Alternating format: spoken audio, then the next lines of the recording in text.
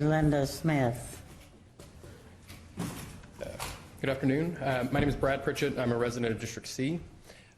June is LGBT Pride Month. It's the month where the gay, lesbian, bisexual, and transgender community celebrate how far we've come in our march toward full equality. Every morning I walk to work and I pass the block where on April 12th, a transgender woman of color by the name of Shantae Thompson was beaten and shot to death. I think about her every day, even though I didn't know her. We weren't friends, but she was a member of my family and a member of my community. We started this month here in Houston with a transgender woman being lured onto a date with a man who proceeded to beat her and sexually assault her, and she barely escaped from him with her life. It's hard to be proud when that's what's happening in your community in the city that you love. On May 2nd, Councilmember Knox, and he's not here, attended a protest against Target's LGBT inclusive policy toward transgender employees and customers.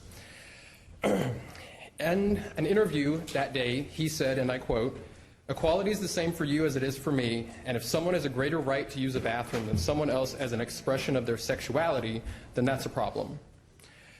The problem is that we have elected officials who are willing to stand shoulder to shoulder with people who are spreading lies about the transgender community, who call them abominations, who call LGBT people deviants and perverts. The problem is that we have elected officials who are willing to help reinforce lies about who transgender people are. The problem that Councilmember Knox has is that he doesn't know the difference between sexuality and gender identity, but he's willing to go on TV and talk about them. Last week, Councilmember Knox gave a speech and he said that Houston has a problem with intolerance, and I think we can agree on that. He also said that intolerance should be combated with logic, reason, fact, and respect, but his comments towards the transgender community had none of that.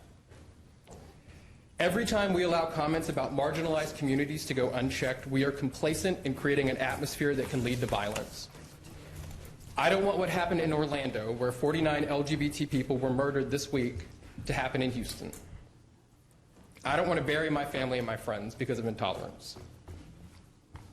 And I don't want my elected officials contributing to an atmosphere that empowers people to dehumanize their fellow Houstonians and helps justify violent acts against them.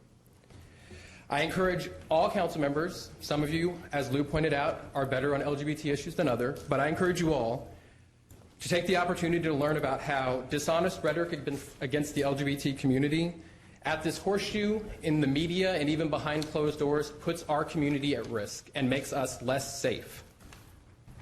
This is LGBT Pride Month, and we're celebrating how far we've come, but we're also mourning the people who aren't here with us because of homophobia and transphobia.